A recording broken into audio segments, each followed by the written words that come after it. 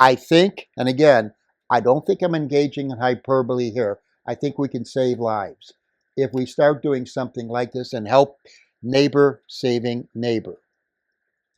That's what I've been doing. Now, what has been the response of the previous board?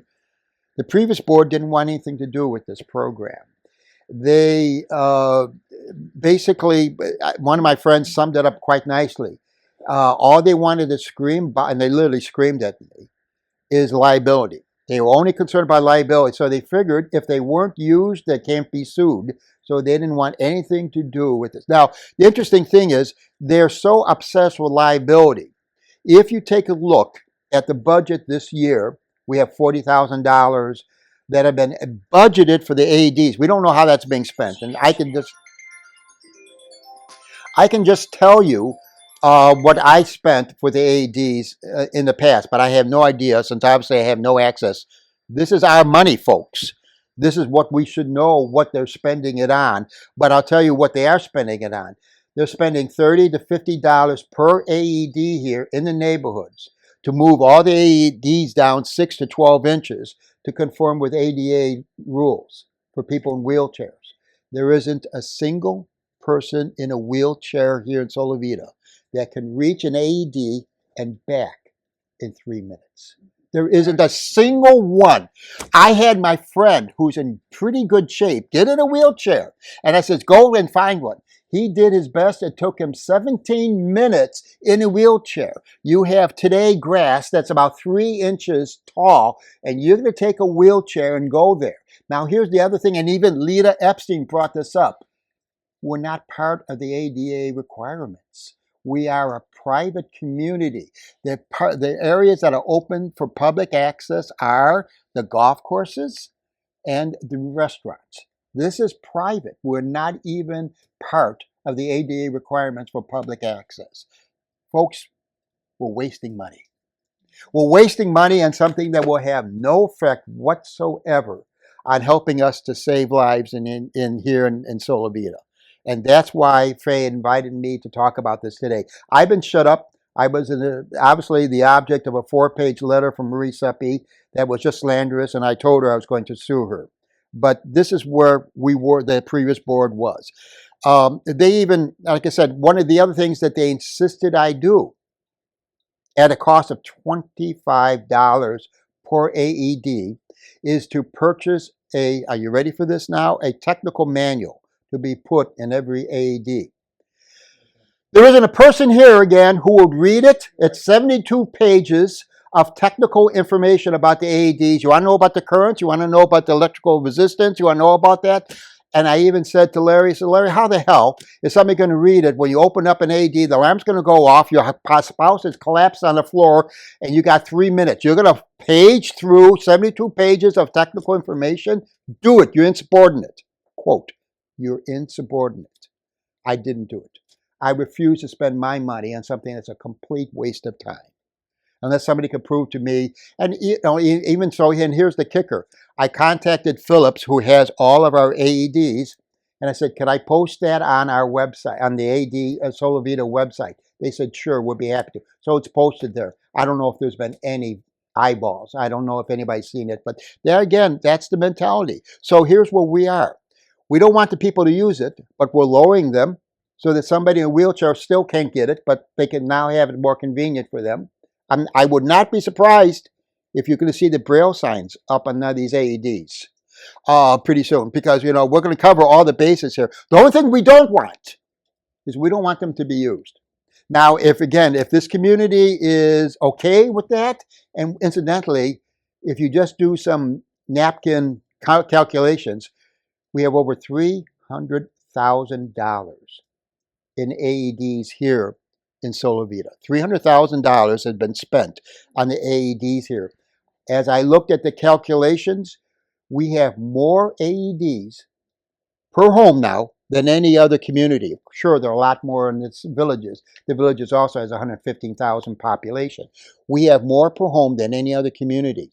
We also have, thanks to the wonderful CCC program that we have here today, we have over 4,500 people that have been trained how to use that AED. and have trained how to use CPR. The problem is they've never connected. So the program that I was trying to develop before they kneecapped me was I was trying to develop a system that would bring this group, 4,500 plus, to the people who need it, meaning the people who suffered a cardiac event. That, in summary, is what I have been doing for the last 2 or 3 years.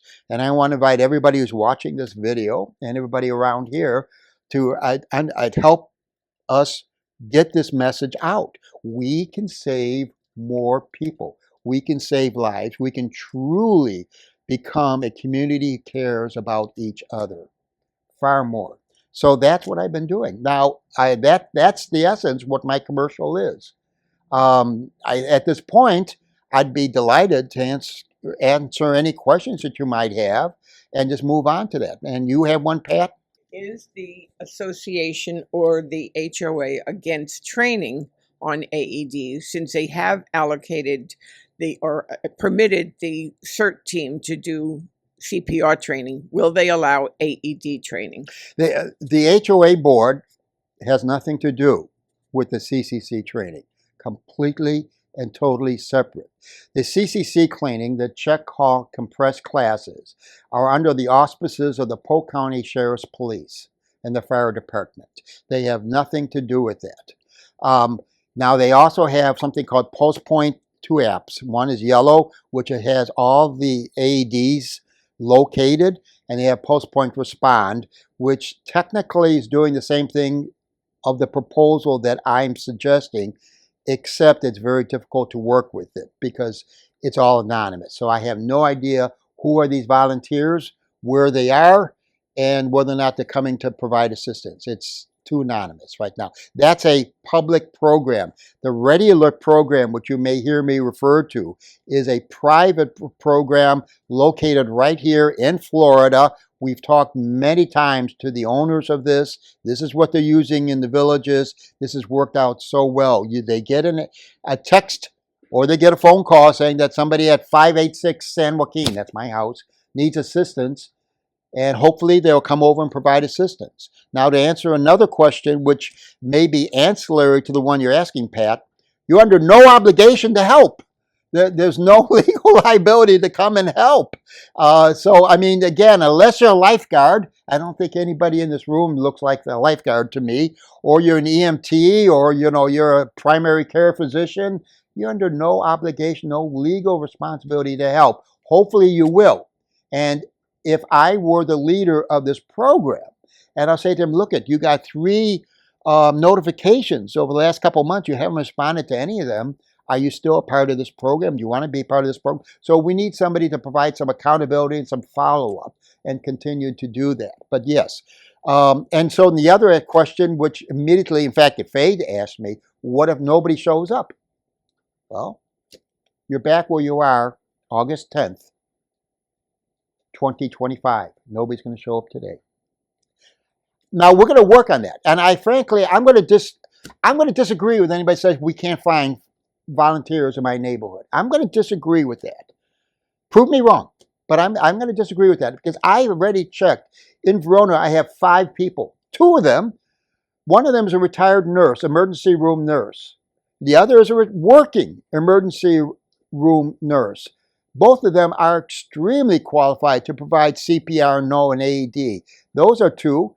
I'm going to be 1. My friend, who is formerly the chair of the Safety and Security Committee, said he will volunteer. That's 4. I know out of 190 other people, I can find 1. I know I can. I've had people come over and say to me, anything I can do, let me know.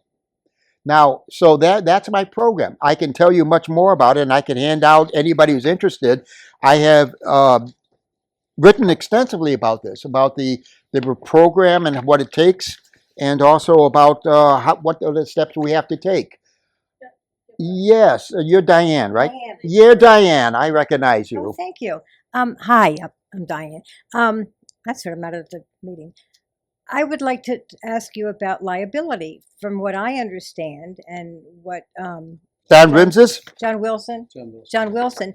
We have no liability because there's a Good Samaritan law.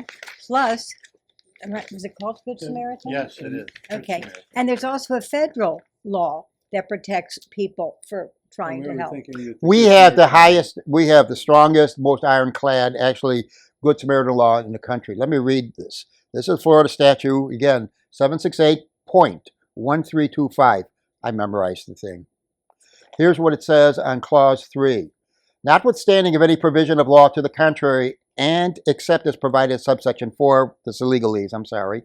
It says here, a person who uses or attempts to use an automated external defibrillator, that's an AED, on a victim of a perceived medical emergency without objection of the victim of the perceived medical emergency is immune from civil liability for any harm resulting in the use or the attempted use of such a device. In addition, notwithstanding any other provision of law to the contrary, and except as provided in subsection 4, any person who acquired a device and makes it available for use, including but not limited to a community association organized under Chapter 617, 718, Chapter 720, that's us, is immune from liability if the harm is not due to the failure of such a person. Right here. It's right here. And when I said that to Larry, he said I was being insubordinate and to shut up. Okay, I got a question. This is Dr. Novak I'm here. going to pass this around. I got a so you question. can The take a question look. is, what if a person has a do not resuscitate? And again, if they do, you should not resuscitate. But you would have to ask them. You would have to or ask their them. spouse. Again, the default is that unless there's any specifics, signs say do not resuscitate, or the person says it, the default is help. You provide assistance and let the hospital follow up on that. That's the default. That's been standard operating procedure for a long time. And another thing I wanted to ask, I'm a veteran. I've had 2 heart attacks. I'm probably on your list, but I didn't have them here. But I've had 2 heart attacks because of damage. Yeah. Okay, from being a veteran. And the biggest thing I did when I had my first heart attack is I took aspirin. Second heart attack, I took aspirin. One thing you need to also tell people is everybody needs to carry aspirin, because the doctor, when I went in, said, "How did you know how to take aspirin?" I said, "Just because of my age and the way I was feeling, it's better to take aspirin than not take it. That can help you, buy you time." Right. And it bought me time. And again, that's part of a campaign just to educate people here. Look at cardiovascular disease is the #1 killer of people 60 and older. We know that. And like I said, just the statistics, and I'm not here to frighten anybody. 800,000 people this year are going to have a heart attack. 650,000, it will be the first one. Of the people who have heart attacks, 75% of them have either a corresponding high blood pressure, high cholesterol, have diabetes. Folks, that's most of us here. You know, I mean, we all can check off most of those boxes. So we are, whether we like it or not, we're considered to be high risk. And we can have a campaign to educate people, like you're saying, to also make sure that they have some aspirin around too, and what to do in case of that. Most spouses are going to be hysterical. That's one reason why you have to convince me that if you're a 75 or 80-year-old woman and your spouse just clapped, you're going to do CPR for 2 minutes. If you haven't tried it, incidentally, and did it the right way, it is physically exhausting.